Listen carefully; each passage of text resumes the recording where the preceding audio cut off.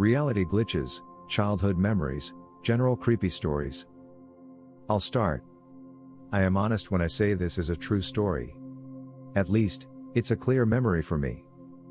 When I was a kid, maybe 6 to 7 years old, I had an imaginary friend. Except, I clearly remember him, or it, existing quite clearly, even though the concept of him now seems ridiculous. His name was Melvin, and he lived down the drain. It didn't matter which drain, he was always there, the kitchen sink, the bathtub, everywhere. I never got a good look at him, but that's because it's dark down the drains. My first memory of Melvin, and curiously one of my oldest memories at all, was of hearing a voice while I was taking a bath. It sounded muffled and deep and croaky like a frog, and at first I couldn't tell where it was coming from until I unplugged the tub and let the water drain out. When the water finally finished draining, I heard the voice again while I was dressing, this time very clearly. It asked me to come and see him. Now, being 8 years old and hearing voices down the drain, I was totally freaked out, but curious at the same time. I approached the tub and looked down the drain, and what I saw there is still burned into my mind. 2 glowing yellow eyes, like cats. For some reason, I don't remember what I did after that. I probably ran to my room or something, I don't know. What I do remember, however, is that for the next 2 or so years I would hear Melvin every time I was alone and near a drain. I would hear it pester me, ask me to come and look at him and talk to him. I never wanted to, but he always convinced me, and I looked down to see the 2 yellow eyes. What did we talk about? Nothing really important. I remember it asking what I liked to do and what I liked to eat, random stuff like that. I remember telling him about school and other things. It got weird when I started to ask him the questions. I asked who and what he was, but he never got a straight answer. He just said his name was Melvin and he lived down the drain, like always. From time to time, Melvin would tell me that he was hungry and he needed food, so I would go to the fridge and sneak back random things like crackers or cheese or cereal and pour them down the drain. That didn't make my parents happy, because I got punished a lot for my imaginary pal Melvin. I tried to tell them he was real, but Melvin would never talk when they were around. Well, at this point I would have thought of him as just an imaginary childhood friend, but one thing happened that made me question it. When I was around 7 years old, I was getting out of the bath, and I let the water drain out. Once it did, like usual, Melvin was there asking me to come talk to him. His voice seemed croakier than usual, creepier. I said I didn't want to, but he would pester me, his voice almost screeching in protest until I'd give in and approach the tub. I would sit on my knees on the side of the tub and lean over the edge to peek down the drain, where the yellow eyes were. Melvin told me that night that he was getting tired of living down the drain, and he wanted out and he needed my help. He said I needed to stop running the water or else he would be stuck forever. I told him I needed to use the water, but that just made him mad. I never heard Melvin get so angry. He would start screeching like a dying wild animal, so loud I wondered how no one else in the house couldn't hear him. I tried to tell him to calm down, that I would bring him some good food, but he wouldn't listen. What happened next, I'll never forget. Rising out of the drain was a skinny, bony arm, with a hand on the end spiked with razor-sharp claws. The arm was covered in matted, stinking hair, as if it had been in the water for ages, and the nails had gone yellow. It reached right for me, grabbing me by the arm and started pulling me towards the drain as if to pull me in. All the while I could hear it screeching hell. I screamed as loud as I could, and the next thing I knew, my mom and dad were in the bathroom with me, holding me and asking what happened. The arm was gone. I never heard Melvin after that night. I always wonder, even to this day, if he really existed, or if it was my child brain making things up and he was imaginary. I still am not sure, because that one night comes to mind every time I walk near a drain, and sometimes I'm tempted to look down the drain, but I can't for fear of seeing those bright yellow cat-like eyes. I remember the first time I saw a basketball game when I was a little kid. My dad asked me, "Do you know who those people are?" I told him Globetrotters, the Harlem Globetrotters were playing, and it was just a complete random guess. Never heard of them or the name, or even seen a basketball game before. It's also been a weird memory that's stuck in my head. I was probably 4 to 5 years old and I don't remember much from that age. I don't even think I could read at the time. Do spooky for me. I clearly remember having a dog named Lucky or Fido or some generic dog name when I was a kid. I was a super poor fag and lived in this shitty trailer down a dirt road. I had a hole in the wall in my bedroom where I would keep my toys. It was that bad, and one day I was outside with him. I clearly remember a goddamn wolf show up and attack him, like, eating him right in front of me. I ran straight inside and told my mom all about it and she told me to stay inside. Years later I asked my mom about that and she said it never happened and I probably dreamed it. Probably did, but hell, you can't get a sight like your dog getting eaten out of your mind. Another memory I had, kinda short one. I remember watching an old Pokemon VHS tape late at night. I eventually fell asleep, but when I woke back up I saw that the movie was on an earlier part. As far as I know, my VCR didn't self-rewind and play again, so I have no idea how that happened. Just a strange memory. Also, another weird thing I remember is that I used to go camping in the middle of my room, just for fun. I would prop up the blankets and lay down pillows and stuff. But I did one really weird thing. I would sprinkle salt and ice cubes around the edge of the campsite to keep away demons. No clue where I got that idea. And one last weird memory. I remember my sister and sitting behind my bed one day licking salt up off the carpet. I know, weird. I've never asked my sister if she remembers it, but I should. I had an imaginary friend too who was kind of similar.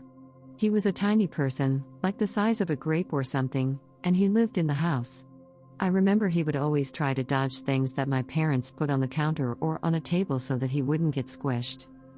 Last real memory I had of him was when my dad took out a gallon of milk and put it down on the counter.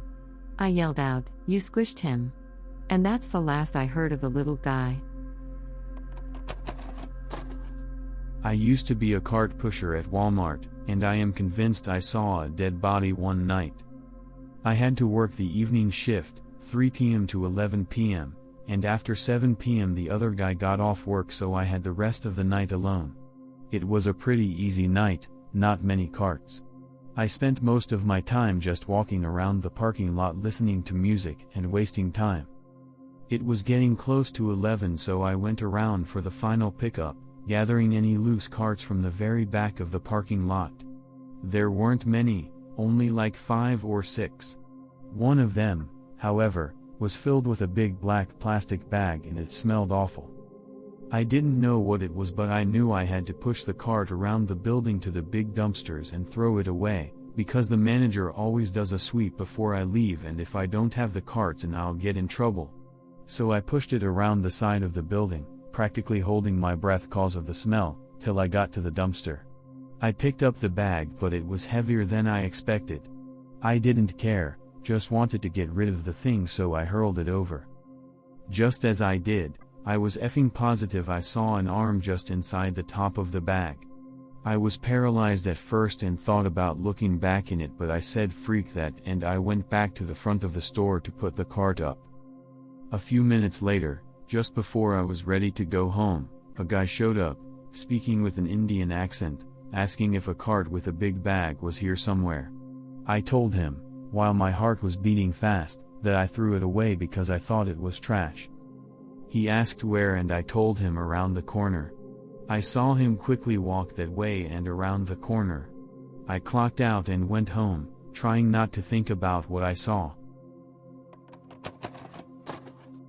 This thread reminded me of something that happened to me. I used to have a favorite toy, a dinosaur toy, a triceratops with part of its tail cut off. I used to always play Dragon Ball Z with my toys, and I remember that he lost his tail when fighting Frieza. I also had a lot of Furbies I collected from McDonald's, and they would fight with the dinosaur against the bad guys with energy blasts out of their ears. I called them the Power Furbies. Anyway, one day I was playing outside with the water hose going because it was a flood they had to try to stop. I remember having the dinosaur in the mud trying to block the water, and what happened after that was weird. He began to sink into the mud like it was quicksand. I pulled my hand away and he was gone. I missed that toy for years to come, always wondering what happened to it. I looked in the backyard many times but never found it. It was only when we were moving from that house that I found him again. While moving a box, I remember dropping something near the porch. I looked down, and underneath the porch, right in the middle, was the dinosaur. I crawled under there and got him, and the memories flooded back. I ended up leaving him there, since I didn't really want him anymore. I was 17 at the time and hadn't really played with toys since I was 10. I just left him under the porch where I found him. Still no idea how he got there, but just a weird memory. I used to live near a chicken farm. It is a weird place. It stunk all the time and was loud, but I got used to it as a kid. But it was always hard to get to sleep at night. Although the farm was a little ways away from my house, I could hear them squawking. Some nights it sounded so loud that I thought they were killing each other. Maybe they were because I helped my parents work there as a kid.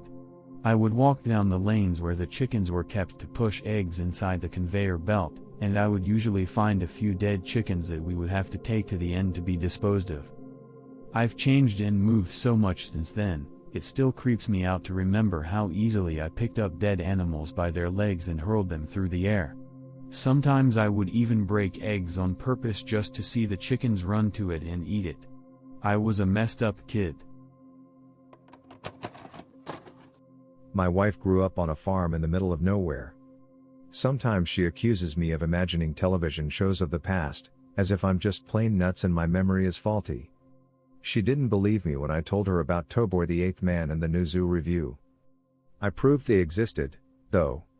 I found an old VHS tape at a flea market of Eighth Man, and the NZR has a Wikipedia entry.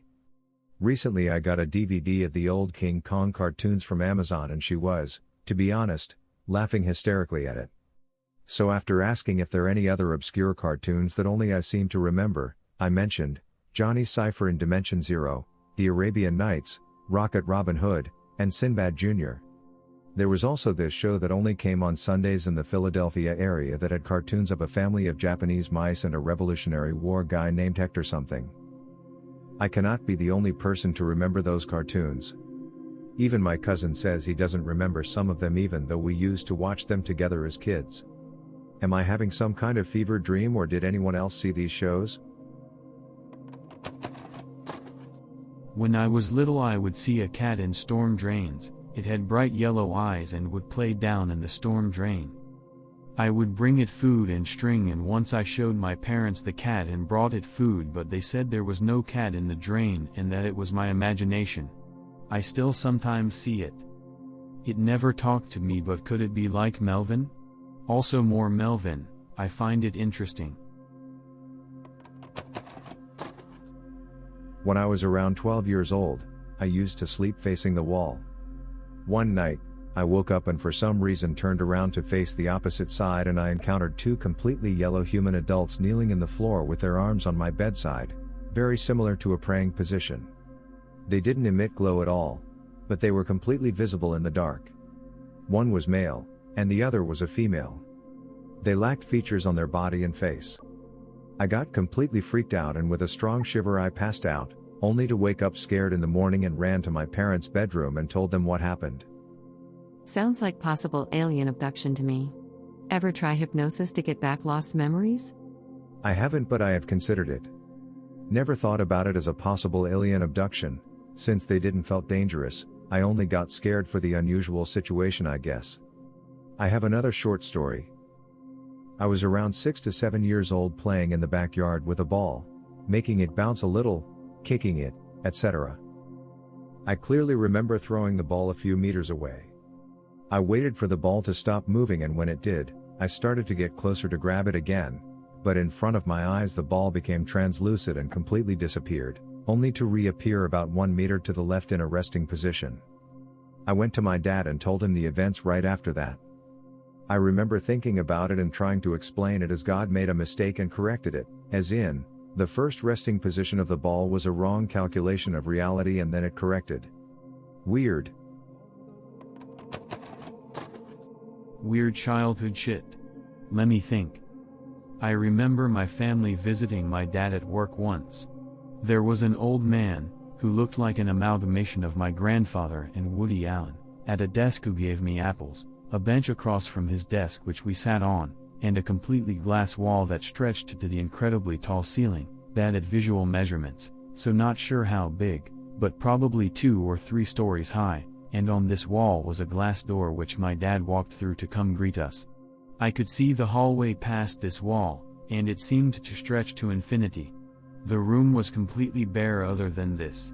Another place he worked at, which I actually know is real, looked on the outside like a medium 1-story building, but was a huge 2-story on the inside. I remember it was an optical illusion, but damned if I remember how it was explained. I recall going to a live Barney show. I remember filing into a dark, crowded auditorium with Barney on stage and glowsticks everywhere, after lining up in an equally crowded room with a huge vaulted ceiling. A shadow on the wall next to my bed that was cast by my night light. It looked like a man who just kept falling through the gallows. His head would snap down, then go back up, then snap down again.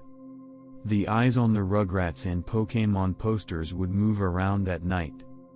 My grandparents sent me to bed at 9 p.m. when it was broad daylight. Multiple times. I have dreams that I sometimes mistake for reality. Other times I have dreams that create false memories of other dreams, giving the illusion of a cohesive storyline.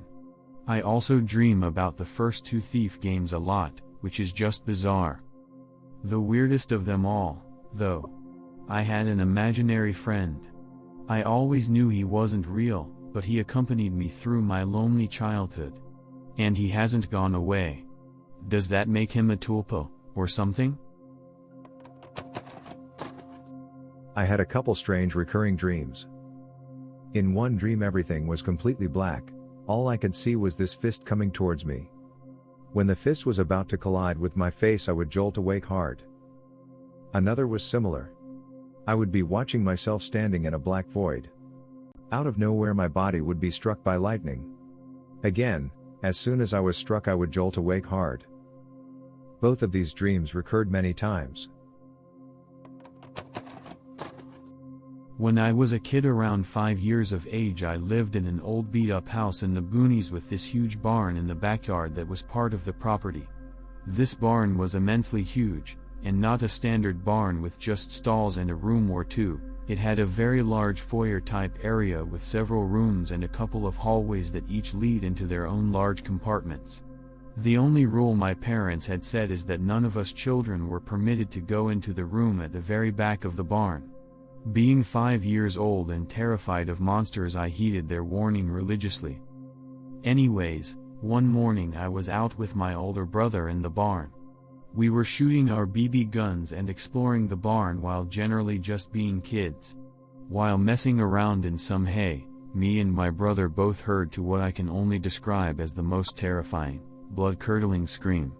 Even reminiscing about it now sends shivers down my spines and gives me goosebumps. There was no way it was human in origin, but it sounded like no animal I had ever heard. It was ear-piercing. I remember feeling physical pain in my head during the scream which lasted about 8 to 10 seconds. Needless to say, my brother and I both nearly pissed our pants and sprinted full force back to home. When we got inside my mom freaked, and asked what that noise was. We told her we had no idea and she just told us not to go back out into the barn. Years later I revisited that barn for nostalgia's sake. Being older, and much more ballsy at this point in my life, I decided to check out the forbidden room of the barn. It is still one of the oddest things I've experienced in my life. The entry barn, mind you, was old and shitty, constructed entirely out of old, rotting wood that was only a windstorm or two from collapsing in on itself. This room, however, was entirely different. Opened the door, lo and behold, everything was metal. Metal flooring, metal walls, metal ceiling with those awful buzzing fluorescent lights installed in the ceiling, though they had long since burnt out. The last thing I noticed was that in the back of the room was multiple wire cages, no larger than 3 cubic feet each. They looked old and were severely distorted and were coated in brown stains, either dried blood or rust. This entire ordeal was way too spooky for me, so I pussied out and got the freak out of Dodge. Confronted my mother about it, and she told me she was aware of the room, and the reason she had banned us from entering it was because they believed the previous owners had either cockfights or grew/made drugs in there. However, I still think there may have been a more sinister purpose for that room. That's the only thing that happened in my childhood that still freaks me out to this day. I dreamed of the name of a level on Spyro the Dragon the night before I even saw the level. I used to have some kind of night terror when I was a kid, a few times. I hadn't had any for years up until about a week ago. I'm 24 now, last one was probably when I was 10.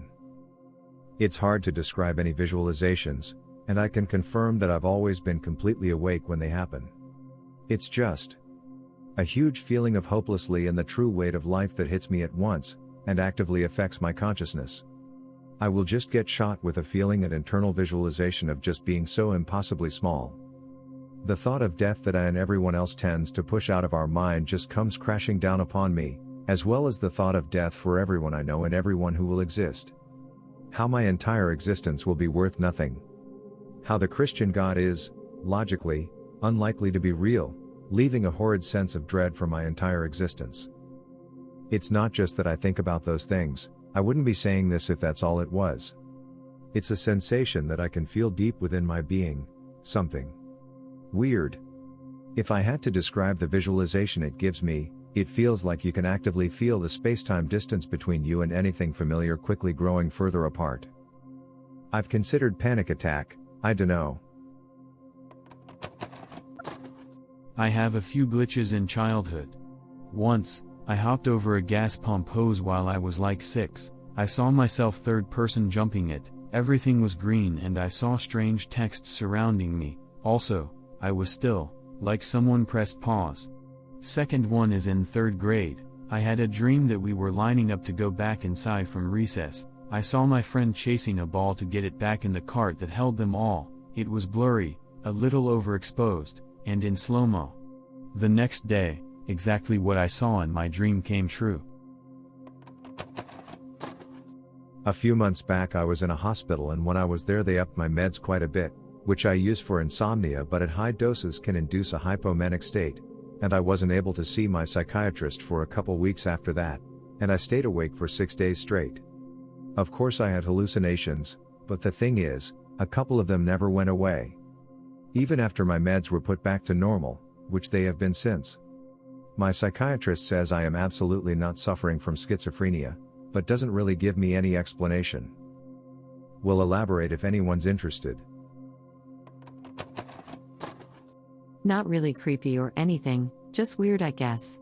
I was probably 3 or 4, and I remember my parents taking me to the park and there was this slide there that had a metal cover over it. It was completely pointless, yet I still went down the slide only to sit in the dark for who knows how long before I ended up crawling back up the slide to get out. Could have been a dream I guess, but I know my memory of at least going to that park is real cause there are pictures of my parents taking me there. I remember as a kid, maybe 5 or 6, walking to the kitchen. I noticed that the oven was cracked open and so I reached out to close it. Dude, I swear to God some weird animal was inside. I thought it was a cat because when I stuck my hand out to pet it, I know stupid, it scratched my hand and it made a hiss sound. I ran back to mother and told her what happened to my hand. She ignored me of course and thought I had got it scratched when I was playing or something. I went back to show her the cat but it was gone. Oh, and this happened in NYC at an apartment where no wild animals get in the apartment. So WTF was it that scratched me? I know I have had tons of them but I can't clearly remember the glitches. I just know I've had them. I hear voices sometimes too, it's like when you think to yourself how you're kinda talking to yourself. That sort of voice. But it's not you saying it. You can tell it's another person but you can feel it's in your head. All it does, it say my name in like a soft tone / whisper. It's really scary. I saw all kind of stuff, but what stayed with me were these two girls. One was one of the first hallucinations or whatever to set in, the other I never saw too well. I sat for hours and talked to the former about her life. Well, it was more like an exchange of thoughts.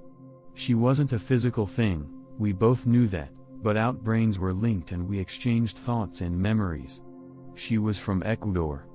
The other banged on my window, and I have bars on my window, the kind where banging on the window by throwing yourself against it like she did was physically impossible, and even if I left it open she couldn't get in. I didn't fear her because she was so scared.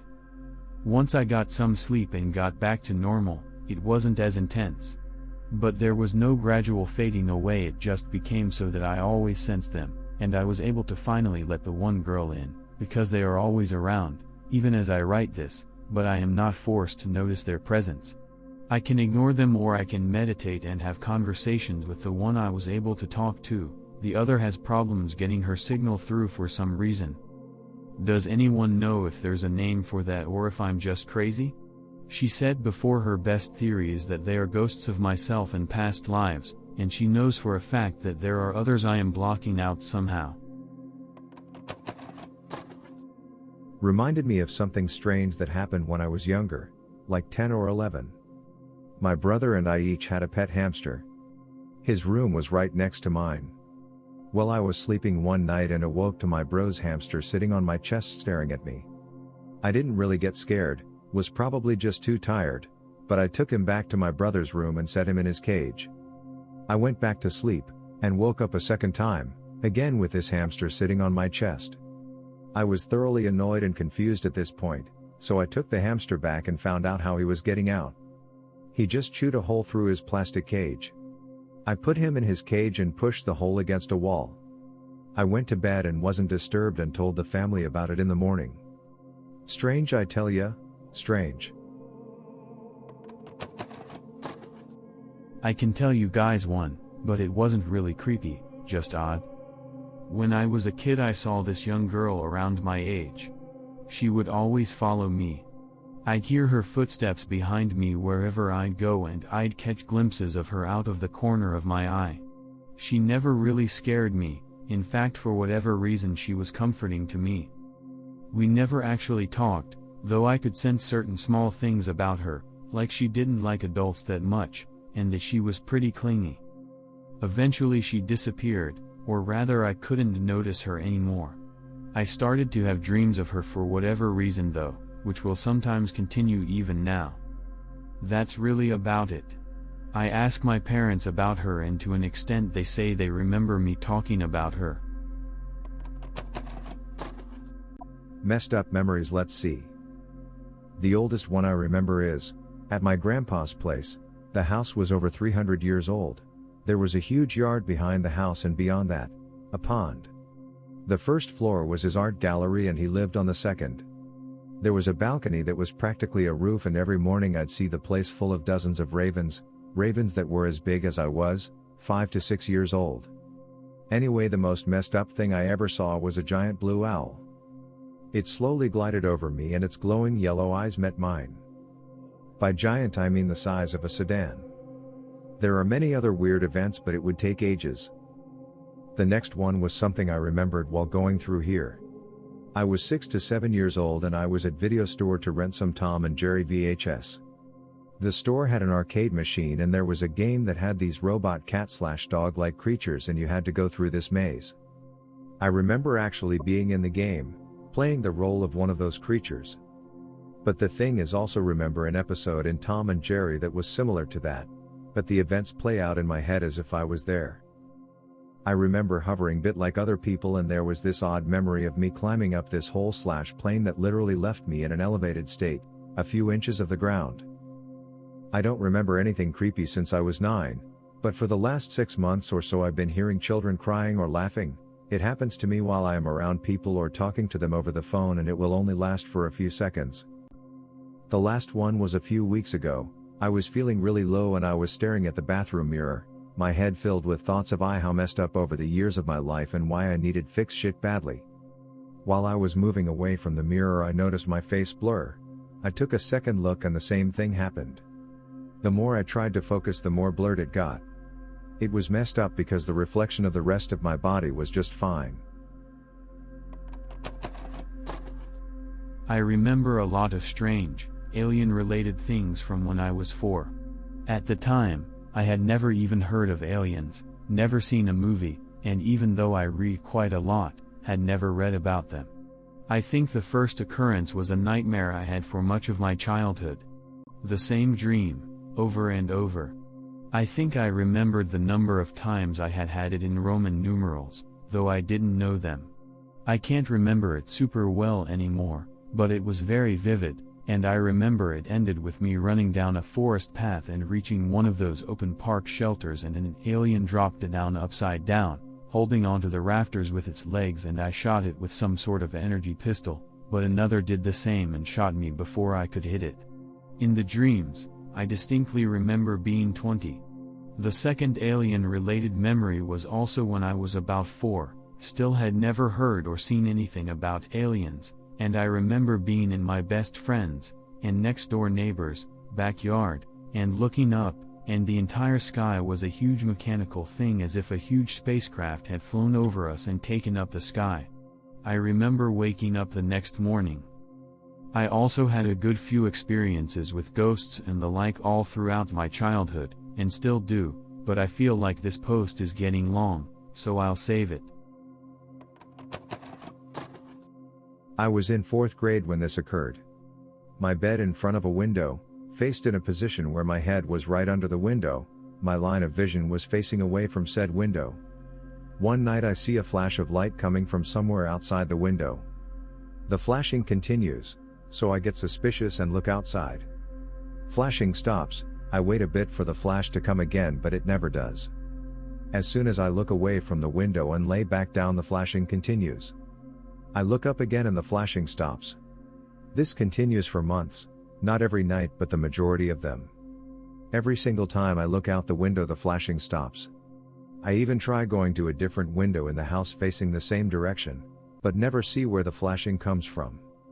Something must be calling me outside, but being a 4th grader I was too scared to investigate. Eventually I can't take it anymore and sleep on the floor where I can't see the flashing. To this day I have no effing idea what it was and have never heard a story similar to it. I remember as a child seeing a TV special called something like When Machines Attack. It was hosted by Bob Saget and aired on Fox or ABC, I believe.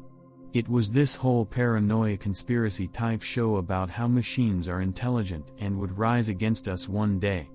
Clips were shown of cars moving to different parking spots by themselves, clips of speedboats throwing someone forward hundreds of feet when it should be impossible. To this day I can't find any information about it at all. I swear it was real and I did watch it. I also remember a special about ghosts on CBS but can't remember the host. One segment was about a haunted abandoned school and another segment was about a ghost in a house. And the owner under the house seeing green ooze dripping from pipes with the ghost appearing beside him and scaring the poor guy to death. Does anyone remember these shows? Okay, so I have a few very weird stories and I'll post some of them and more if people are interested in not having the thread die. First one is where my grandparents used to live before they both died. The house is pretty old, but I don't remember exactly how old. People having lived and died there since before the 1950s is very likely. My grandma died there, but I haven't been to the house since. Maybe if I did I could initiate contact or something. Do ghosts breathe? One day when I was 7 to 10 years old, I was playing around in the living room. This was very unusual. I don't know why, but most of the time when I played in the living room my grandma would come in and suggest I find somewhere else to play, and then she would close the door. I knew that the living room was cold, and that had something to do with it, but why the living room was cold is impossible to tell. It was just like all the other rooms in the house but much colder for some reason. But I was playing in there one day regardless, and nobody had said anything to me. I remember it was a summer day, but I wore warm clothes because else I'd freeze, even though the radiators were running at full warmth. I felt a bit uncomfortable with the cold, but I had begun to feel conscious about playing with toys in front of people, so I wanted to not be interrupted, and I stayed in there for God knows how long. However, the feeling of being uncomfortable kept on growing, and at one point I simply stopped playing, so I just sat there for a second, and then I heard it. Heavy Darth Vader-like breathing seemingly coming out of nowhere. I remember holding my own breath out of shock. I was too scared to move. Something was breathing right behind me, breathing heavily right behind my back. I sat there for eternities before finally turning my head around, and nothing was there.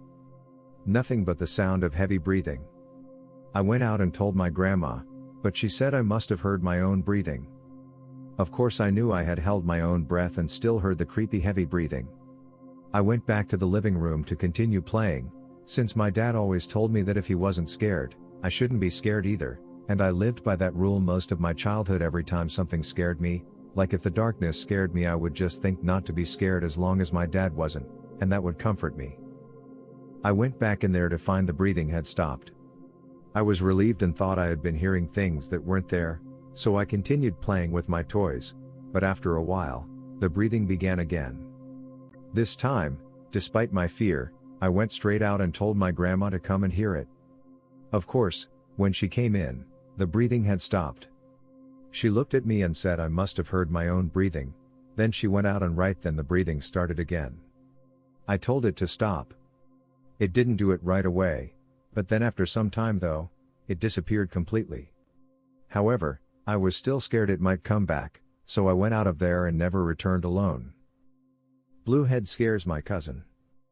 This is a rather short one, that I can't be too descriptive about since it didn't happen to me, but I know it scared my cousin shitless, which is why even with the little amount of details I have, it still manages to scare me, because I saw how afraid she was. This happened when she was 7 or 8 years old, too. Me and my cousin would often sleep over at my grandma's, but rarely at the same time though. One day, my cousin didn't want to go there anymore though, because as she had been falling asleep, all of a sudden the closet would slowly creak open, and a man with a blue head would peek out at her.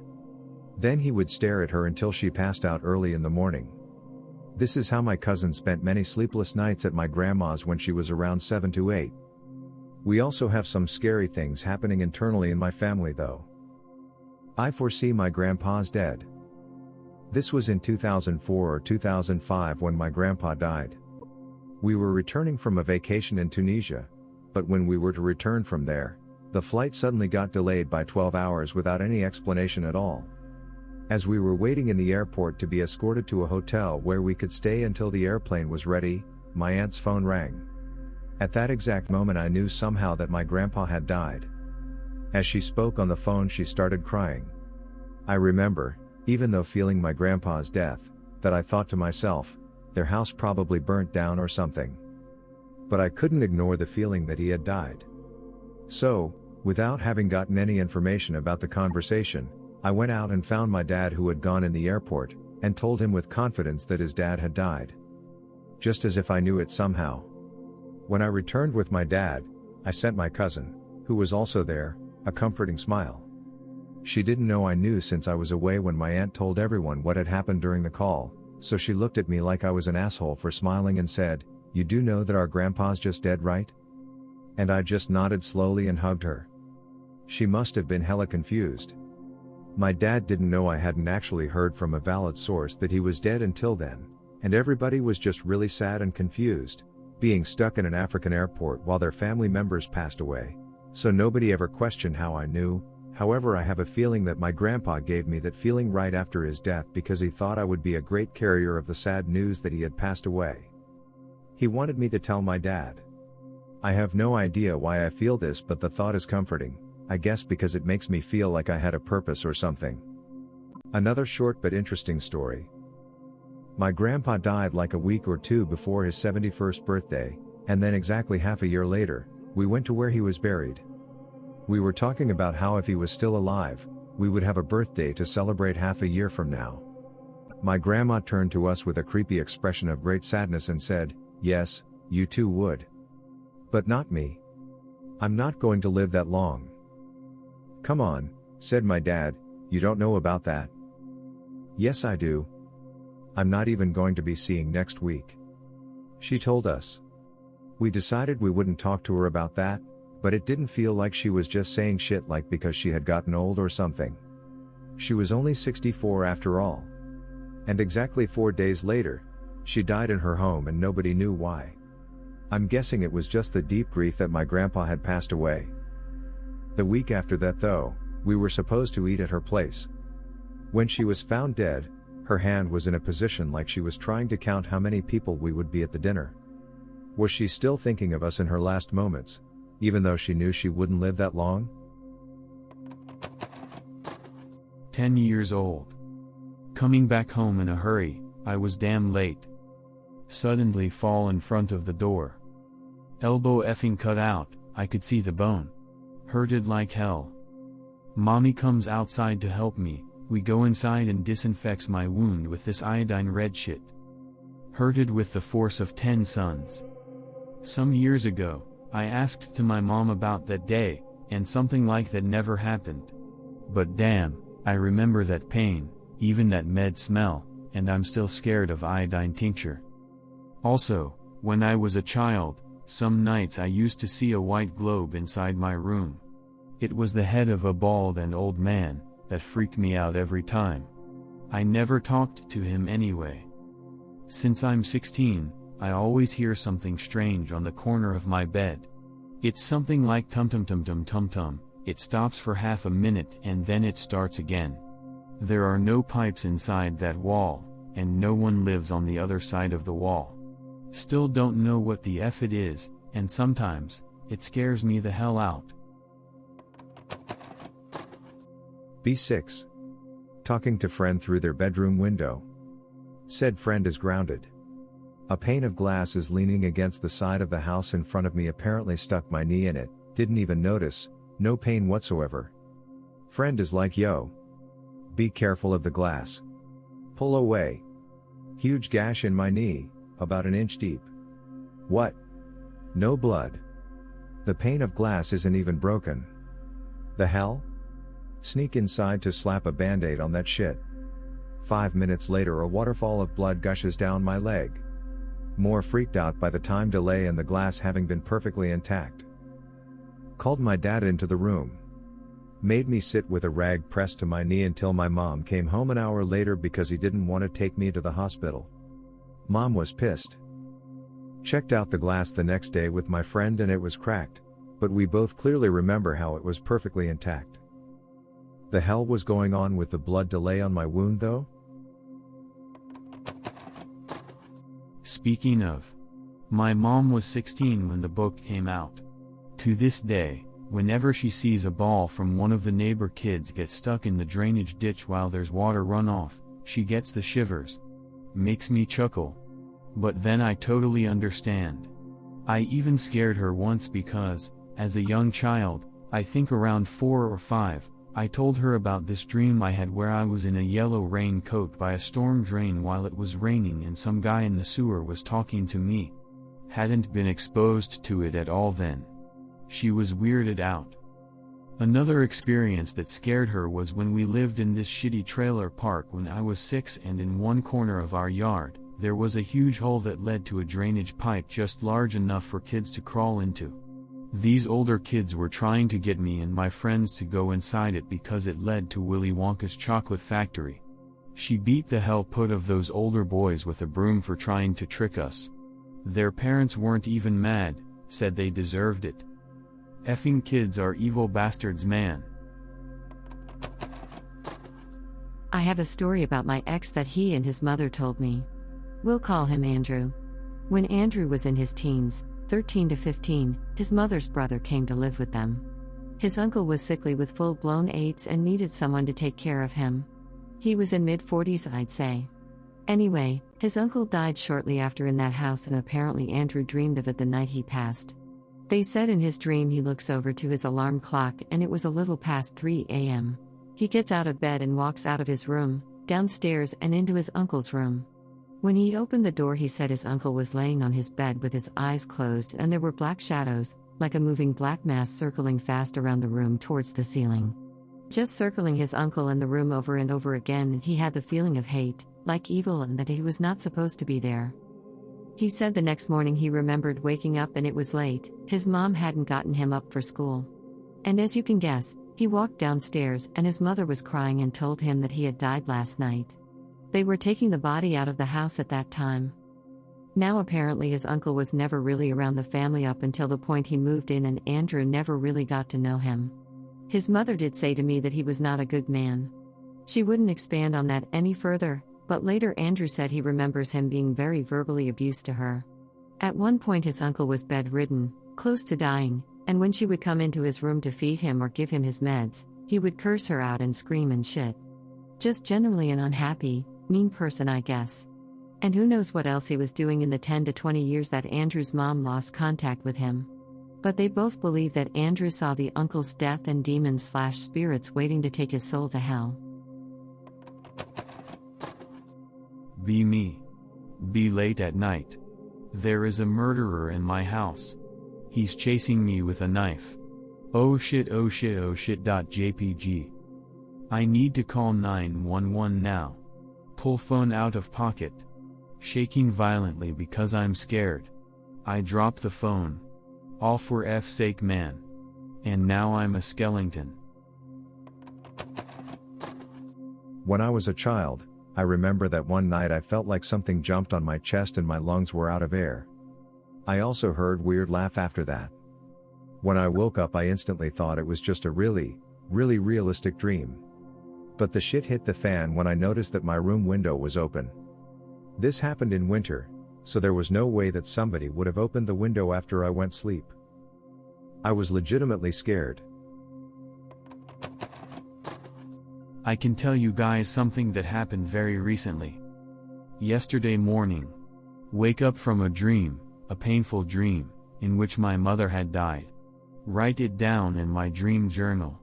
This morning. Mom wants to talk to me. She tells me that she has a bad port and she has to get it replaced. She also needs a stent for one of her arteries. She could have a severe stroke at any moment. Her doctor mentioned DNRs and getting her affairs in order. Should I be freaking out? I experienced something like this. When I was about 11 I was doodling in my diary. I was a faggot back then, and suddenly my dad got freaked out by my drawing. I was confused, so my dad went and got the DVD case for Donnie Darko. I then realized that I'd drawn a perfect replica of the Donnie Darko cover, bearing in mind I'd never seen that movie, and still haven't. Maybe it's something to do with psychic bonds between family members? When I was about 8 years old, I had one of those big-ass trampolines. One day, I guess it was shortly after nightfall, I was playing around on the trampoline. My dog is outside, chilling with me.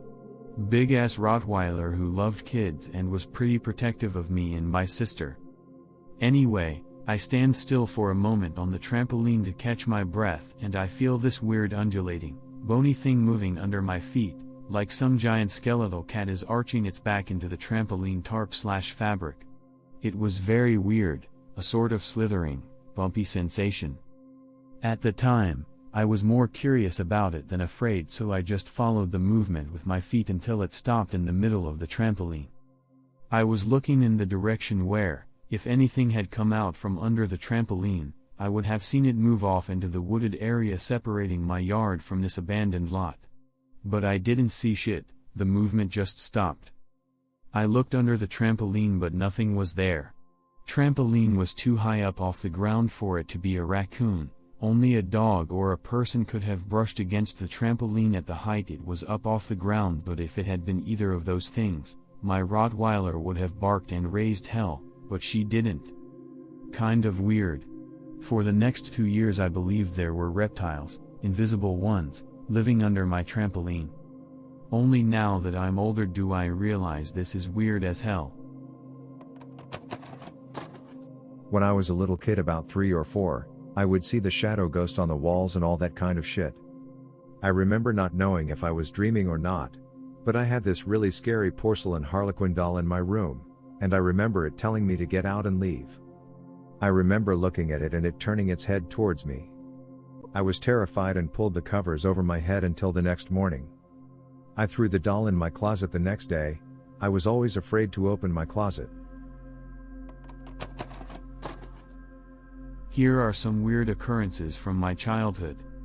I can't ever say that I have ever had an imaginary friend, but I do remember when I was around 5 or so, just starting kindergarten, that I used to be good friends with this kid named Donald. The memories of his house, both inside and outside, his grandmother that lived there, and all of the things we used to do were so incredibly vivid. But he did not exist. I must have had such a detailed dream that I could not properly distinguish it from reality. I just remember crying one morning that I would never see Donald again and my mother comforting me about it. The second story is little creepier. I was maybe a year or two older, 6 to 7, and was up relatively late in my bed reading a picture book. I do not recall exactly what time it was, but I believe it was around midnight or a little earlier. My bed at the time was nestled into a corner with a little bit of space, 3 feet or so, behind the headrest where a nightlight was plugged in. I put my book down and stretched my arms up over my body, my arms casting normal shadows on the wall in front of me. I waved them around a bit for the hell of it, yet when I put my arms down another pair of arms were still casting shadows. The arms were narrow, I'd say like sticks or bones, and were waving around slowly like I had been doing. Needless to say, I fled from my room in absolute horror. I was only able to recall these memories a few weeks ago as well for some reason. Creepy ass story I was once told that still nopes me out to this day. Someone's friend's uncle's father, etc., worked for a secret government archive. His job was to categorize records, documents and evidence. He was accidentally given a classified videotape.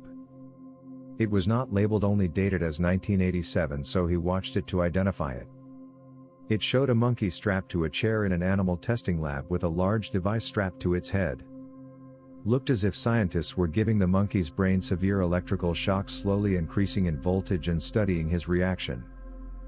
They decide to double the power. The next zap knocks the monkey out cold. 45 seconds later, the scientists are discussing the results of the test. The monkey sits straight up, looks at the scientists and speaks 10 to 15 seconds of perfectly pronounced English, strung into a gibberish sentence before collapsing back into the chair. Lots of "oh my god" and screaming by the scientists. Video fades out. I used to have these weird moments of intense clarity. They always came in the middle of the night when I'd go pee, get a water, etc. Not sure how old I was the first time, but I was barely tall enough to reach over the kitchen counter, and I was getting a glass of water and it hit me suddenly that I was really young and I would never be that young again, and I would never look at the countertop the same way, and it sort of bummed me out. I had another one years later in elementary school when I went to the bathroom at night. Struck me again how tall I was walking down the hallway, and realizing again that I would never feel that way again as I grew older, everything would change, etc. etc. I have an ass load of these stories if this thread doesn't die out. Belittle me about 5 to 6. Live in this old house in my hometown in Kentucky. Used to wake up randomly in the middle of the night because I heard people whispering. Would walk out into the hallways and the whispering would continue, but no one was there. One night wake up and hear the whispering, except this time it's louder. Almost like when you're trying to talk to someone about something important and you have to keep your voice down. Half whisper / raising your voice. Go out into the hallway and it stops this time. Look towards the door where the bathroom is. The light is on. See what looks like someone standing in there. We had these huge gaps under our doors and the floor to where you could see someone's shadow. Call out for my mom. No one answers, but to this day remember hearing someone whisper, "Should we tell him?" and then shush the person asking. Ask if there's anyone in the bathroom. No reply.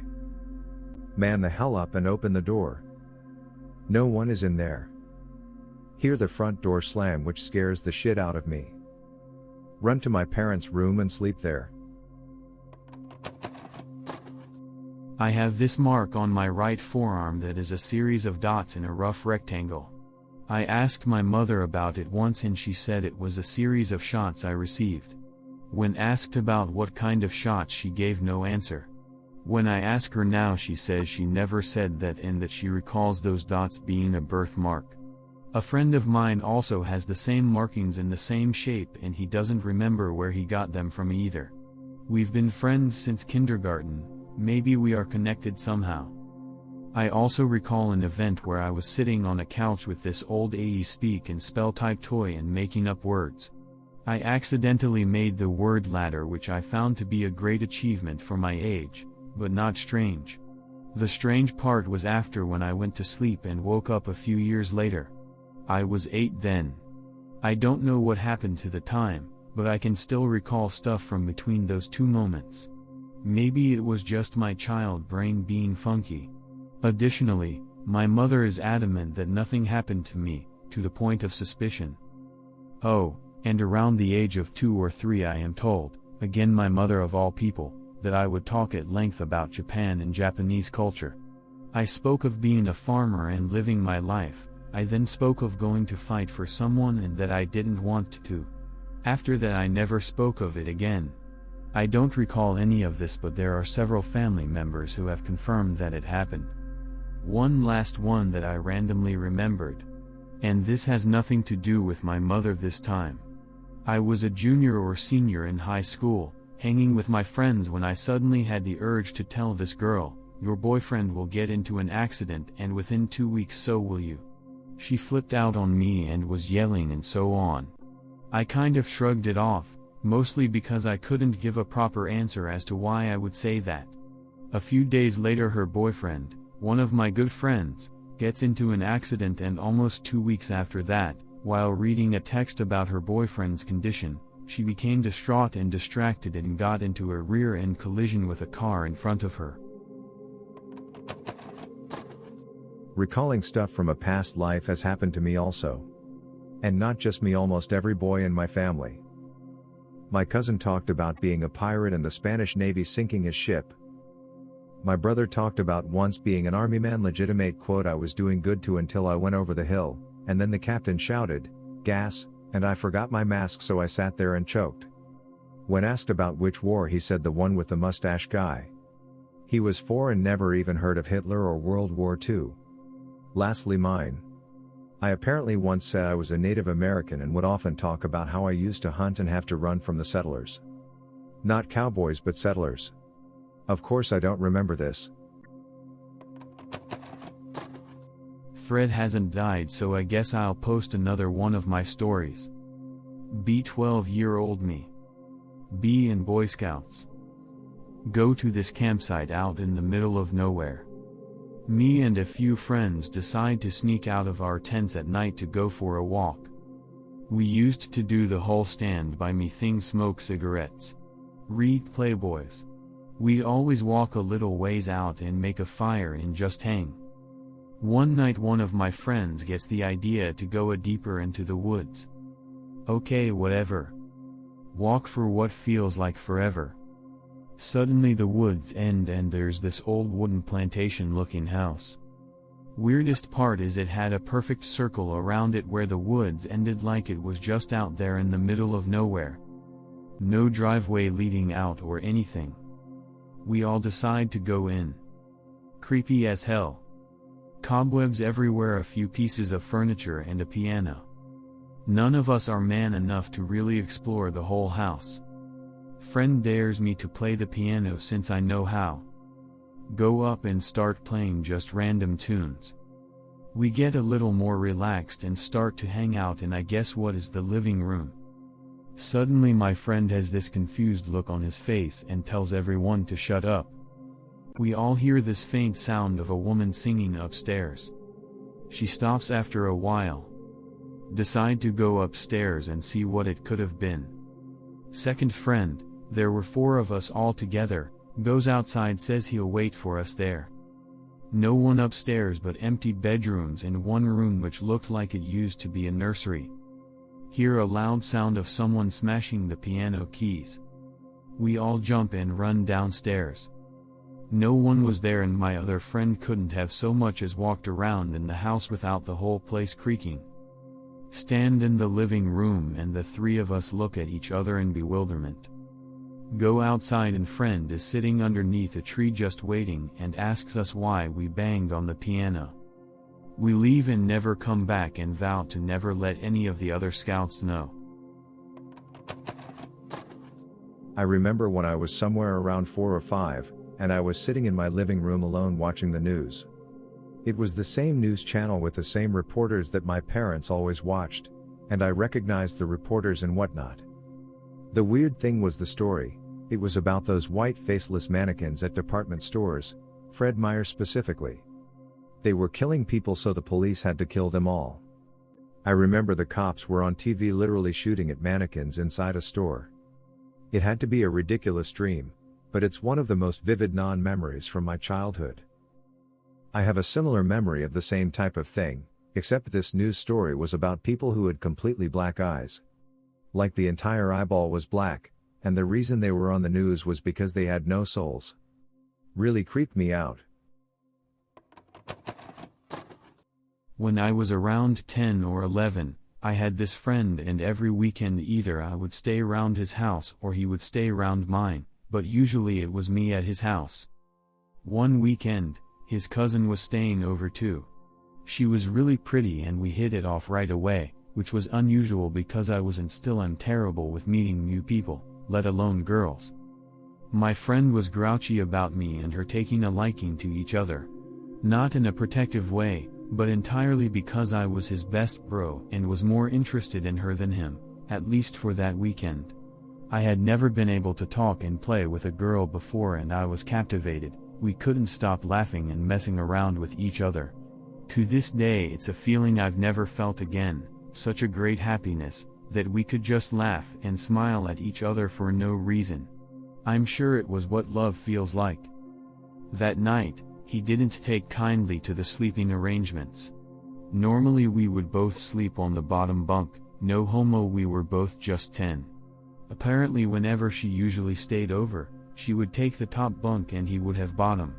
So because I was here, somehow my friend got top bunk and me and her got bottom bunk. You'd think me and him would get bottom or top, and she would be alone, but no. This was even organized by his mother, when she was seeing us to bed. So she and I slept next to each other. Nothing happened. I was too young to fully appreciate the significance of sleeping so closely, but she was very happy and held my hand and we fell asleep in a cuddle. I remember enjoying it a lot. The next day, she was gone and they thought I was crazy when I brought her up. There was no trace of her. Not her bag, not her toothbrush, not her copy of Pokémon Yellow. Just my memory of her. I ended up believing I had dreamed the whole thing up, and that wasn't so creepy or unbelievable. I'm 14 and just about 5 years ago, my house, my brother and I used to sleep on bunk beds. We have separate rooms now. The bed used to shake every single night. And then one night I started seeing things. It was a very, very thin lady she had like third-degree burns all over her. She then slowly and raspily, kinda like the voice in Up Story, moaned my brother's name. And then this began to happen every night. Then one night my brother had a strange dream about a man brutally mutilating a woman. In almost horrific detail. And then one day it all stopped after we had the house anointed. Small other details were one night waking up to a person playing my keyboard. Have several stories, but I'll tell the two related to my grandmother from my father's side of the family. To properly understand things, you must first know that shortly before I was born, my grandmother came to live with my mom and dad, both because grandpa had died not too long ago, and also to help out with raising/looking after me, and eventually, my sister as well. So essentially, I grew up with her constantly present in my life like a third parent. My grandmother was already quite old when I was born, and by the time I was in my mid-late teens, she was in her upper 80s early 90s. I remember going over to my best friend's house, as I did just about every week on Friday nights when I was allowed to sleep over, watch dem Japanimations, and generally dick around as teenagers are wont to do. We stayed up pretty much the whole night, but around midnight 1 p.m. or so, I got this weird hitching pain in my ribcage, the kind where you'd breathe in and suddenly it'd feel like your lung had snagged on a bone or something, but then it goes away in a breath or two. In my case, I continued to have this horrible chest pain the entire night, it getting so bad that I was having a hard time breathing in, but for some reason, I decided to stick it out and stay at my friend's. Somehow, I managed to get to sleep despite the pain, and friend drove me home the next morning.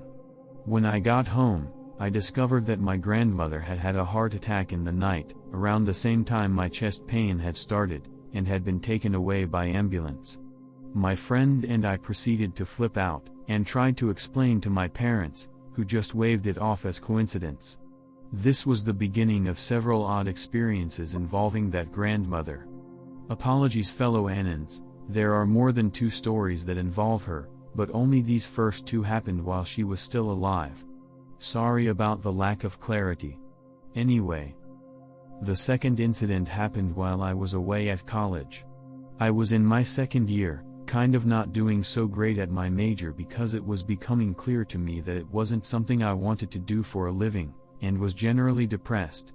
I had always been really homesick, especially because the college campus was in the middle of nowhere and all there was to do for a carless student was stare at the mountains in the distance, or go to the grocery store on the bus. It had been an especially miserable week, so I called home, talked to mom and dad, and then I talked to grandma, just about life in general. Grandma was now around 94, 95 but had been in generally okay health, with only a few age-related maladies here and there. She'd had scares earlier in life with, thankfully benign, lumps/tumors in her breasts, and she'd lived for years with congestive heart failure and not showed a single sign of succumbing to it any time soon. She sounded fine on the phone when I talked to her, but as soon as I hung up, I got a horrible sinking feeling in the pit of my stomach, and my instincts demanded that I call her back. I did so, specifically to tell her that I loved her and missed her. She sounded mystified that I'd called back just to tell her that, but also happy. After I got off the phone, I felt satisfied, and that urgent gut feeling eased back, though I still felt a little weird.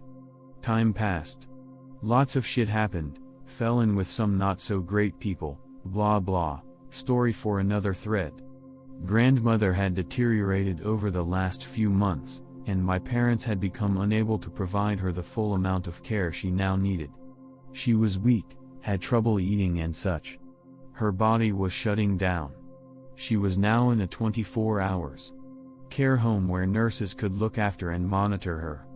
Despite all this, her mind was completely sharp and never wavered at all. She had always been fiercely independent, and hated people seeing her so weak, and had started refusing to let anyone see her, my dad being one of few exceptions of course. I had been home from college for about a week, and it was Christmas Day, and I had been ill off and on for a year now, mono, and its after effects. Shit is life-altering and terrible. I wasn't feeling so hot, so when Dad asked me if I wanted to come along to see grandmother that day, I passed. He understood, mentioned that she'd been refusing to see people anyway, so I didn't feel too bad about it at the time. But Terry's that strange ache in the pit of my stomach again, and I stupidly ignored it. At around 3 a.m. that night, I was still awake, listening to music when I heard the phone ring. And I knew. I just knew what was coming. Sure enough, Mother came to my door, slowly came in, and quietly told me my grandmother had passed away, and that we needed to go to her room and get her things. I willingly went along this time. I remember seeing her body, still laying in her hospital-like bed, and for the first time fully sort of grasping the distinction between a living person and what's left after who they are passes from their body into whatever lies beyond. And then I remembered that the last time I had spoken to her was all that time ago, and how it felt, how I had known then in my guts that I had to tell her I loved her right then and there. I had somehow known on some level that it'd be the last chance. 2 more stories. 2 more stories. These are shorter, as they occurred after her passing away. The first happened in the laundry room, which was directly adjacent to the room/kitchenette where she had lived in our house. She had always helped my mom out with doing laundry, and when she had still been around and had been home, I'd hear her changing the wash to the dryer, and then come downstairs to talk and hang out and keep her company.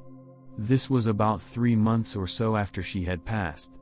All her things were still in her rooms, unmoved since the last time she had been there to use them. My dad took her passing very hard, and would not involve himself in getting her stuff squared away, so we'd sort of ground to a halt as well, all trying to deal with her not being around anymore. We hadn't expected her to go so suddenly, much less on Christmas night. Anyway, I was downstairs in the laundry room, helping out my mom do the laundry now. Dad was at work. My sister was at school. My mom was elsewhere in the house, but nowhere near me.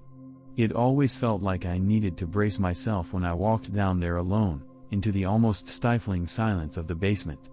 I started loading the washing machine when I heard a soft, very slightly echo-y voice call out the last half of my name, like it was asking if I was there. It was without a doubt my grandmother's voice, same pitch, same cadence, same syllabic emphasis. I froze, both terrified and utterly fascinated. The terrified won out in the end, and I noped my way back upstairs, found my mom, asked if she'd called for me. She hadn't. To this day I am 100% convinced she came back specifically looking for me. I have always been the most spiritually open in the family. And the last one. I don't know if it counts as paranormal, so forgive me if it doesn't count, but at the least it's very surreal. It felt, okay, still feel, a lot of guilt about my grandmother's passing away, and having not gone to see her the day before she died. I would go so far as to say I tormented myself with it, and spiraled down into some pretty severe depression, which wasn't helped by my overall shabby health at the time. And I spent a lot of time sleeping. My dreams were vivid, things were less sad there. And one night, I dreamed I was in our kitchen. Our exact kitchen, down to the dishes in the rack, the plastic Ziploc bags my mom would wash and reuse hung to dry under the cabinets, the sunlight streaming in through the skylights in the family room. Nothing weird or out of place. Except for Grandma standing in front of the sink. Or sitting on some tall chair in front of it that I couldn't see. Or hell, floating there for all I knew. She was there and that's all that mattered, and she was smiling knowingly. "Grandma," I said, "you're here." "Yes. But you're dead." "I know. It's alright." "Oh. Okay." The rest of the dream continued to be really lucid, and she seemed really happy, very content and at peace. And though I still miss her a lot, I never really beat myself up about it as much after that. I knew she was happy, she wasn't angry at me for not seeing her. I think in a way, she visited me to let me know that.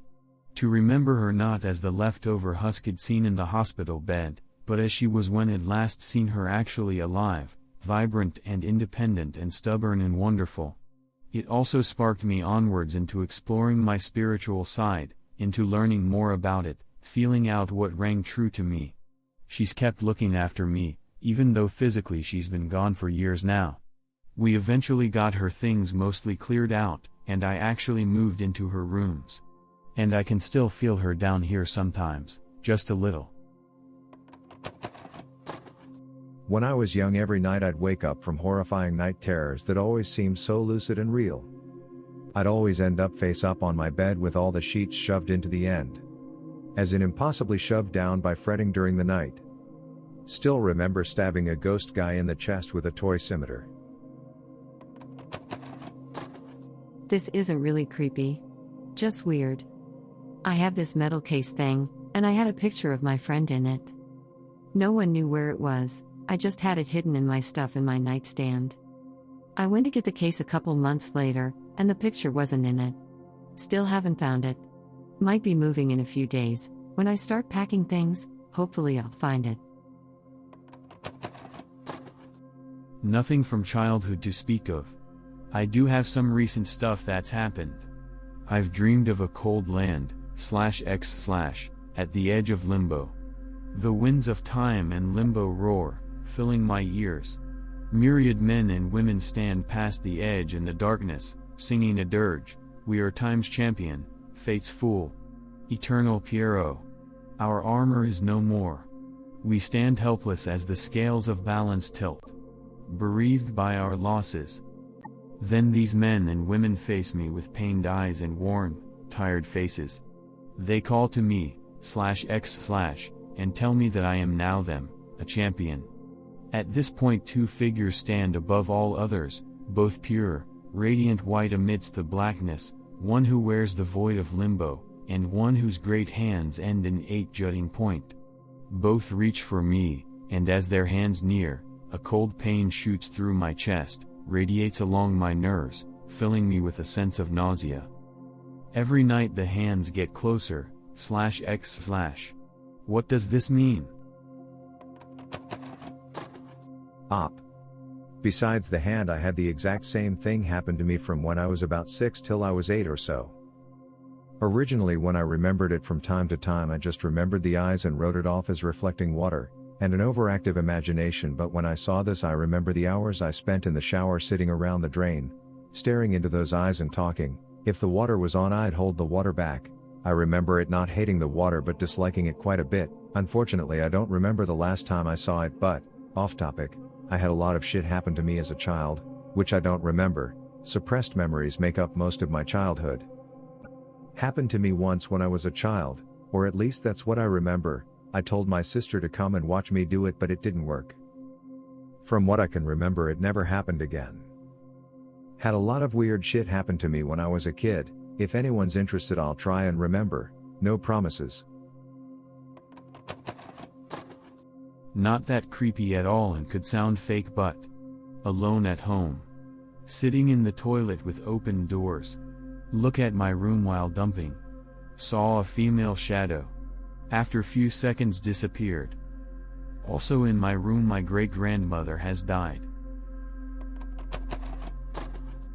From about 1 or 2 to 4 years old, I had an imaginary friend too. His name was Bur-Bur, and every single effing night he'd visit me. Whether I was dreaming or not, I don't remember. What I do remember however, is how this guy looked. He was tallish, skinny, he was a paper cutout cartoon, he had a purple short-sleeved button-up shirt, he had khaki or neon orange shorts, large round eyes that never blinked, ankle-high white socks, brown loafers, shortish black hair, and a traffic cone for a nose. This thing also had a son, and sometimes they would hit me. I don't remember when this thing showed up, but I sure as hell remember when it left. My final dream of him involved he and I being in this barren apartment, 2 rooms, and brown carpet. He was in the other room, I couldn't see him, but I could hear him. There was a chair that I could see through the doorway, and traffic cones kept flying towards it. This thing was screaming in agony and rage, and ripping nose after nose off of his flat goddamn face. He hasn't shown up since then. I eventually fell asleep, but when I woke back up I saw that the movie was on an earlier part. Something similar just happened to me last week. The baby wouldn't let me sleep, waking up every hour or so. I had American Dad muted and running on Netflix. At one point the baby wakes me and I glance at the clock. Oh good, it's almost 4 a.m, my husband will be home soon. I watch some silent American Dad while feeding the baby. Go back to sleep. Wake up an hour later, do the same thing, glance at the clock, feed baby, sleep, such is my life. Wake up again, glance at the clock. It's almost 4 a.m, look at TV, the same episode of American Dad is playing as before, same silent scene I watched the last time it was supposedly almost 4 a.m. What? Also see some people talking about experiences with things that have yellow eyes. Something like that happened to me as well when I was maybe like 9 or 10. I was running around the neighborhood on Halloween with my friends and I saw a black figure with yellow eyes that seemed to be perched up on a backyard fence. Its eyes were solid yellow and I can kinda remember its head swaying really slowly from left to right. I'm not sure if it was just a decoration in the dark, plus me being 10 years old or what, but it made me feel very strange. Didn't go back to look for it after that time and never saw anything like it since then. Posted this before but be in grade 3. School finishes at 3:30 p.m. Me and friend walking home, both live like 5 minutes away from the school. Get to the hill where we usually part ways. Decide to chill for like 5 minutes and roll down the hill. Roll down the hill maybe 8 times, then we part ways and head home. Get home. Mom is on the phone crying. Start screaming at me as I walk in the door. Where were you? Are you okay? What happened? What? JPG. Turns out me and my friend both got home at like 9 p.m. Both our families had been out looking for us and had just headed home to call the cops when we walked in the doors. They said they walked by the hill like 10 times, and we weren't there. Still don't have an explanation. I guess we got trapped in some kind of time field? I doubt it was alien abduction or anything. It was broad daylight in a crowded field. My parents rented an apartment, but it came with an almost apartment on the second floor. It was like a separate apartment with a separate entrance, but it didn't have a stove, so it wasn't legal. Anyways, me and my brother lived up there. I was always uncomfortable unless I was in my room, and my brother was having a lot of problems. I guess he always kept a picture of him and his GF sticking out of a Bible, and one day it was gone. He searched everywhere for it and then got fed up and started screaming about bringing a priest and basically just a bunch of threats. Next day the Bible was on his bed with the picture sticking out. He also woke up with scratches all down his back, places he couldn't reach himself, and he made sure the cat wouldn't come in his room. A lot of shit fell over for no reason. None of our pets would go in my brother's room. And then one night, his girlfriend had a stroke in the apartment. Well, she started to have a stroke and went home thinking she was sick. She was 15 and didn't smoke/take birth control at the time. Now she refuses to be upstairs without my brother because she says she sees shadows. I also heard a voice humming almost all the time. It was always right outside my door or on the other side of the wall. It was weird. No matter what time of day is it, it's always dark in that room. Once you stepped in that room you just feel so unwanted. There was other stuff that went on with the room, but I forgot. My brother moved out of the room and is now in mine since I moved out. Just remembered this and it made me shiver. I was about 14, just sitting cross-legged on my bed. I remember reading about monks being able to float through meditation. I gave it a shot and meditated for a good 10 minutes. I swear on my mother's grave that I floated. I clearly remember falling back onto the bed and it shaking. I got so scared I didn't try it again. I'll never forget that. I also used to talk about my past life, I think. Or something. Maybe I was just a weird kid. I was about 4. I remember always talking about my baby, that I had been pregnant, how I was going to have a baby and it was going to turn my life around. My mama always thought this was some weird pretend thing I was doing after learning that babies come from stomachs. She humored me one day and started asking questions. When she asked me when the baby was due, I told her never, that I'd let a gambler push me down the stairs and it was all over now. I guess that freaked her out and she was just like, "Oh, really?" And I was like, "Yep." That was when I lived in New Orleans. Or y'all say New Orleans up here? Well, I don't think I ever told anyone this, but here it comes. B5. My dad left my home country to go to the US. It was just me and my mom sleeping in the room. Sharing bed, poor fig. Loud quack. Pay no attention. Hear it again, but louder. I rise and look down the hallway of the apartment leading from my mom's room to the living room. Hear it again, then the door opens. There is a shadow of a duck through the light and it closes the door. Rubber duck with piercing red eyes starts coming down the hallway with the same quack noise over and over again. The noise gets gruffer and gruffer, turning almost into a loud snarl. I wake my mom up. The duck hides and my mom doesn't see anything. Goes back to sleep. The quack is heard again, the duck comes out again. Loud drilling from the wall near the bathroom to the left.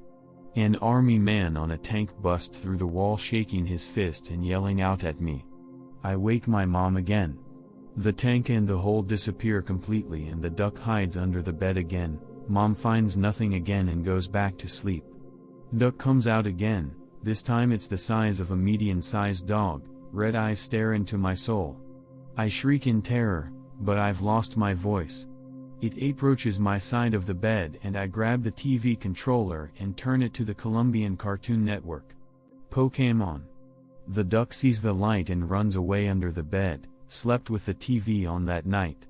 My mother got mad at me for waking her up so many times and turning on the TV late at night.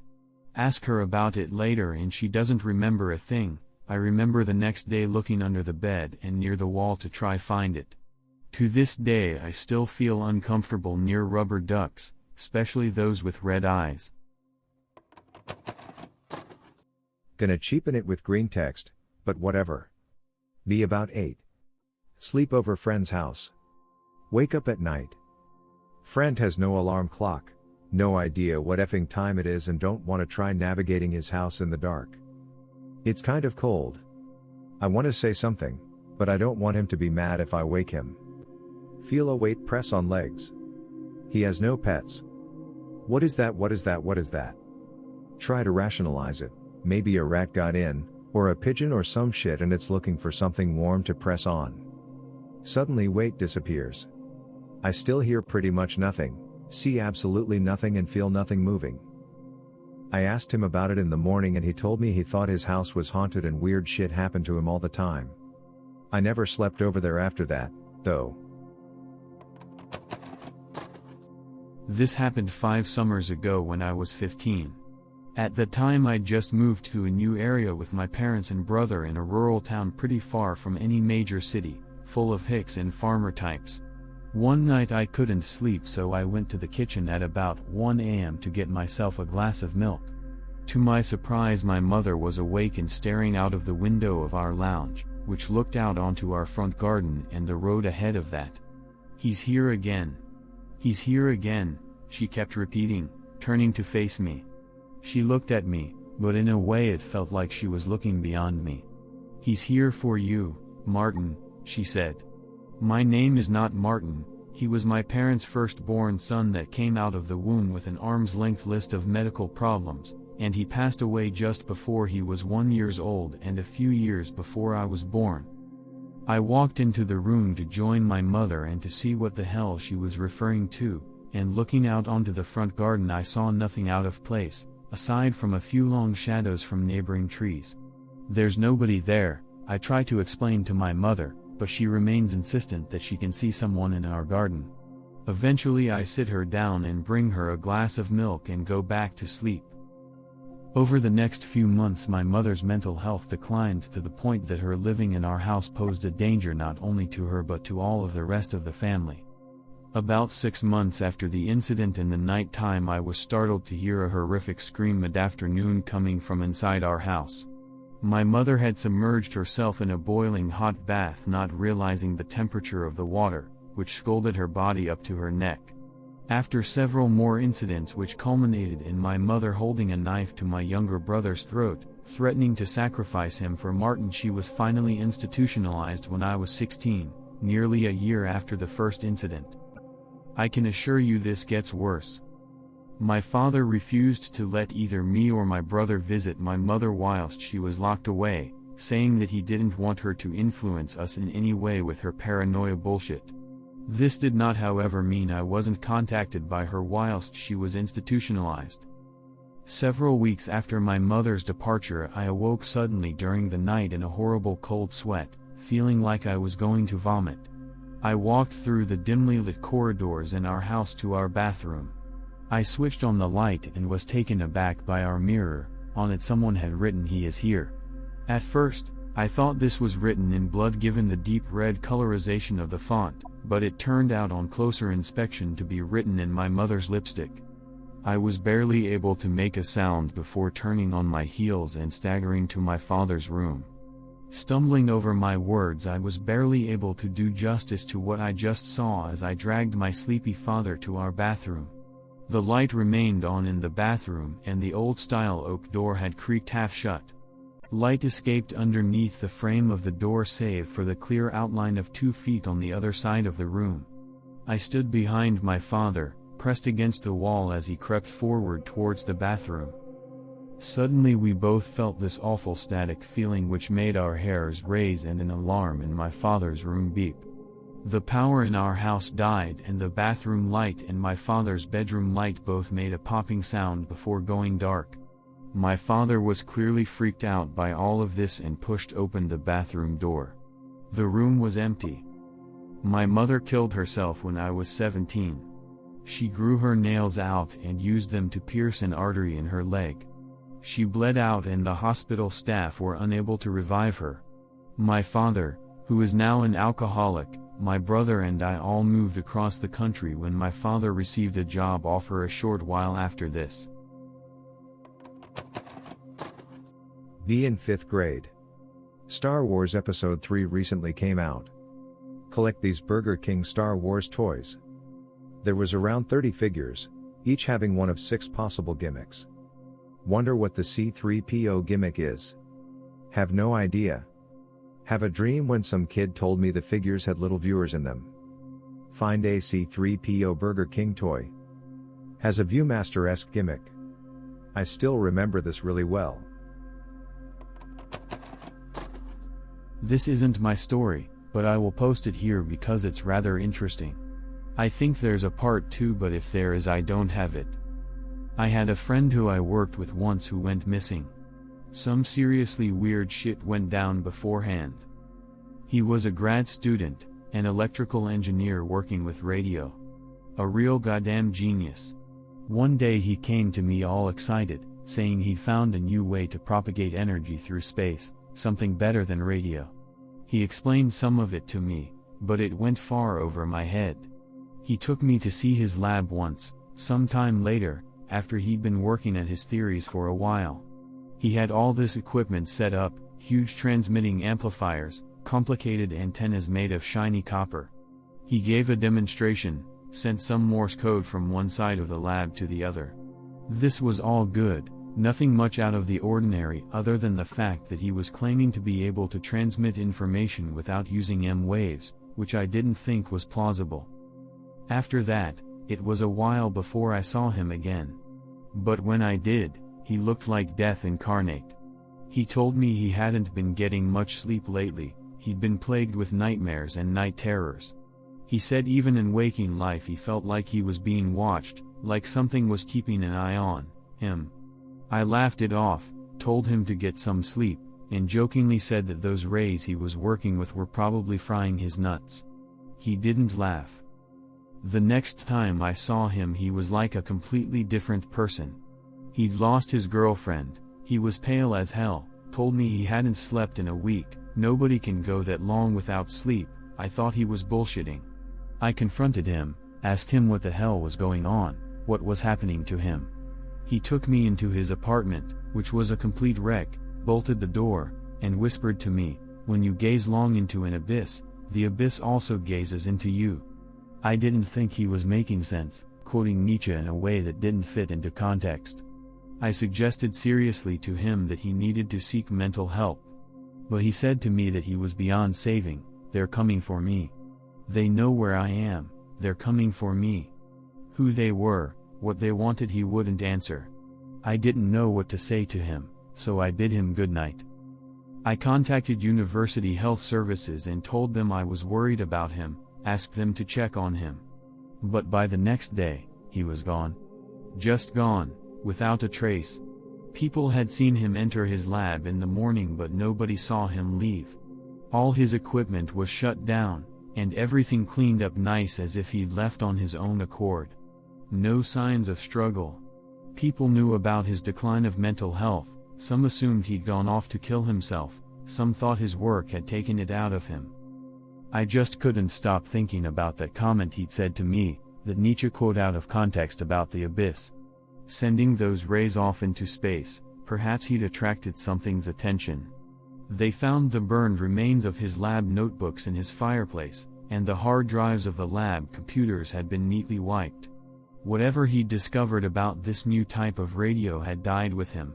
His equipment was parted out, some sold for scrap. Nobody seemed to put much stock in his claims about his technology after he'd gone mad. Nobody cared to continue his research. I grabbed some of his stuff out of the dumpster. One of his strange antennas, and a custom-made vacuum tube containing intricate swirls of copper and gold wire. I still have no idea what happened to him. It always bothered me that nobody even seemed to care. When I was about 4 to 5, I used to often see the shape of a man walk down the hall and lean against the doorframe of my room. It had a fairly average height and build, and was wearing a hat, but otherwise had no distinguishable clothing or facial features. It was sort of made of darkness or something, like a shadow, but somehow freestanding, instead of being cast onto a surface. It was translucent and sort of sparkly, and its feet seemed to be a few inches off the floor, not so much like it was hovering, so much as that its floor was higher than ours. It never spoke to me or made any movement past my doorframe, and would usually just sort of watch for a while, then walk back down the hallway, but despite the lack of aggression or outright menacing behavior, I still got a bad vibe from it and it freaked me out, especially because for a while, it was showing up almost every night. I told Mom about it, and she varyingly said it was probably just a guardian angel or my recently deceased grandpa checking in on me, but that didn't seem to chill with the feeling I was getting. After that, though, its visits tapered off and it eventually stopped showing up entirely. I've never seen it since. When I was 6 or 7, my family lived in Arnold, Nebraska. The only house we could get at the time was on a pig farm 9 miles away from town, and about 8 miles from anything else. The owners used to live in the house we lived in, but they ended up building a bigger one closer to town. Anyways, the only time I remember there ever being pigs on the farm is during the fall. I don't know why, and I never really thought to ask, but there was never anything but us on the farm until fall. Well, one summer night I was woken up by a loud noise outside. I'm a pretty heavy sleeper, so I wanted to see what it was that was loud enough to wake me up. I climbed off the top bunk, careful not to wake my sister. We shared a room, and I walked out of our room and towards the front door. I opened the door and stepped outside and started walking down the sidewalk towards the gate to the fence that surrounded our house, and I saw someone. I walked closer to him, being stupid and only 6. He was no one I knew or had ever seen before. He was lean, and he was wearing an ordinary t-shirt and jeans, but they were spattered with black. He had black hair and a cut or gash that went from under his right eye down to his jaw, and it was bleeding a little bit. When I looked closer at his face, I noticed there was just something off about his eyes. I don't even know how to describe it. He was breathing super heavy, like he'd just gotten in a fight or something, and he was carrying an axe with a reflective head with his left hand, which made me step back a bit. He hefted the head up to hold it with both hands, looked at me, sniffed and said sternly, "Go back inside." I ran back inside, locked the door, and ran to my room and hid under the covers. I honestly still have no idea what to make of it. Pick unrelated, but creepy. My wife and I are staying in a cabin her uncle built on some land her grandparents owned. Place is pretty nice, power and everything. In the middle of nowhere though. We spend most of the first day just randomly walking around. That night I crash hard after taking some sleep aids. Wife wakes me up around 2 a.m. There is something outside. Duh, it's the woods. No, I dunno what it is. It looked like a person. Like Bigfoot? I'm serious. Stop being a dick and go look. Fine. Get up. Go to the window. Something standing behind our car. Just standing there. Not really large or anything. Maybe 5 foot. Click the outside light on. It ducks behind the car. Can see it through the glass. This has got to be a person or something. Grab the fire poker from beside the stove. Step outside. Wife is freaking out, telling me to stay inside. Yell hey whoever you are, get the hell out of here. It doesn't move. Dude, I can see you, you're scaring the hell out of Maddie. It ducks lower. Okay, I'm going to have to go out there. Raise the fire poker and start towards the car. It doesn't budge. Freaks me out a bit. Round the side of the car. Thing is crouched beside the car. All white/gray. Naked and mostly hairless. I jump back. It runs away on all fours. Wife saw it pretty clearly as it ran. Says it ran like a rabbit. I rush back into the cabin. Yeah, we're leaving. We start packing stuff. Get everything together. I go out ahead of her and put everything in the car. Just as I push everything into the trunk, I glance towards the cabin. Thing is crouched at the corner of the cabin, peeking in the window. I usher her out and get her in the car. Lock the doors. Go back to the cabin to lock it up. Still got the fire poker. Run back to the car. Thing is creeping towards the car. Really low to the ground. Wife wouldn't have seen it because of the angle. Yell at it. It freezes but otherwise doesn't react. I get in the car. Drive the freak out of there. Headlights catch it running towards the woods. Must have been about 5 or 6, before I was in school, but I was old enough to move around and form some cohesive thoughts. There was always this one towel, a dull yellow with orange embroidery, that I would scream and throw a fit over if my parents tried to try me with it. One night I was asleep on the living room floor. I hated sleeping in my room alone, and my mother had fallen asleep in her chair, when I heard the linen closet open. I turned to look and I saw the towel suspended there, in the air. Immediately screamed and woke everyone up. It fell down. My parents assumed I took it out and got mad at me. Later they told me that the towel once belonged to my grandmother's stepfather, who molested her and had died the year I was born. My parents were poor and took a lot of his stuff that my great-grandma didn't want to keep. For Spooky. This isn't funny/really creeping me out. Between the ages 7 to 9/10ish, I too had an imaginary who lived down the drain/talking to me with yellow eyes, although he called himself Theo. My parents said one day they rushed into the bath, and I was crying hysterically whilst the water was draining, and they said after that Theo just sort of disappeared. They assumed I probably just scared myself or whatever, and that's why he never came back, in my head or whatever, but I swear to God when I think back, he is as real as can be. Growing up, my family had a pet cat named Spunky. However, I would always see another cat wandering around my house. This went on from when I was 6 to about when I turned 12. I remember telling my parents about it once when I was 7.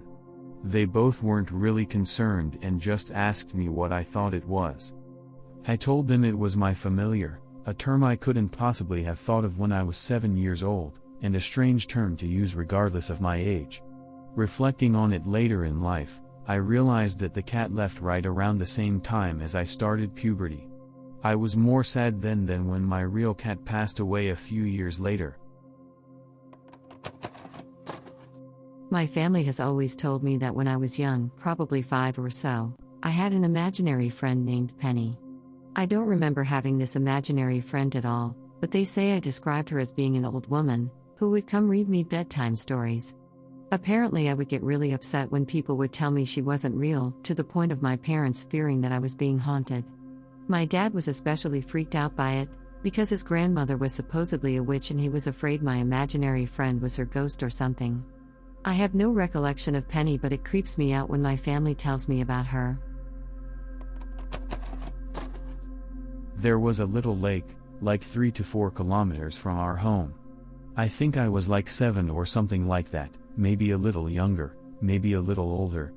Anyway, the lake wasn't creepy or magical, but my grandfather was fishing there very often. Once I went there, and saw a rat with a rainbow tail. I followed it for some time, then the animal disappeared. Seconds later, the ground below my feet has fallen into the water, and so did I. Thankfully my grandfather grabbed my arm and took me out. I drowned for sure. I couldn't swim, and the lake was rather an old clay hole filled with water, so it was pretty deep.